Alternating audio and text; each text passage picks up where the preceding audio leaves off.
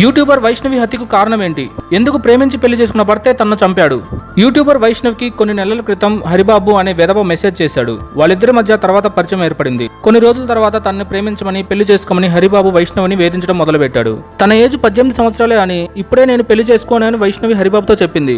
వైష్ణవిని ఎలాగైనా పెళ్లి చేసుకోవాలని హరిబాబు సూసైడ్ చేసుకోవాలని చూశాడు. కూతురు కోసం ప్రాణాలు తీసుకుందాం అనుకున్న హరిబాబును చూసి వైష్ణవి తల్లిదండ్రులు తన కూతురిని మంచిగా చూసుకుంటాడేమో అని వైష్ణవిని హరిబాబుకిచ్చి పెళ్లి చేశారు. పెళ్లైన దగ్గర నుంచి వరకట్నం కోసం గొడవలు జరుగుతున్నాయని 5 లక్షల డబ్బు, బైక్, గోల్డ్, ఆఖరికి వాళ్ళు ఉండడానికి స్థలం కూడా కొనిచ్చారు వైష్ణవి తల్లిదండ్రులు. అయినా సరే ఇంకా కట్నం కావాలని గొడవలు పడుతూ ప్రేమించి పెళ్లి చేసుకున్న భార్యని తను 4 నెలల గర్భవతి అని కూడా చూడకుండా అత్యంత క్రూరంగా కత్తితో పొడిచి అప్పటికి ప్రాణం పోకపోవడంతో గొంతు నులిపి మరీ వైష్ణవిని చంపాడు హరిబాబు. అది కూడా వైష్ణవి ఇంట్లోనే తల్లిదండ్రులు ఉండగానే నైట్ వైష్ణవిని చంపి మార్నింగ్ ఏమీ తెలియనట్లు లేచి బ్రష్ చేసి వాళ్ళు కొనిచ్చిన బైకే వేసుకుని పారిపోయాడు ఆ సైకోగాడు. పెళ్ళయ్యాక మీకు కలిసి ఉండటం ఇష్టం లేకపోతే డైవర్స్ అనే ఆప్షన్ ఉంది. అంతేగాని ఒకరినొకరు చంపుకోకండి.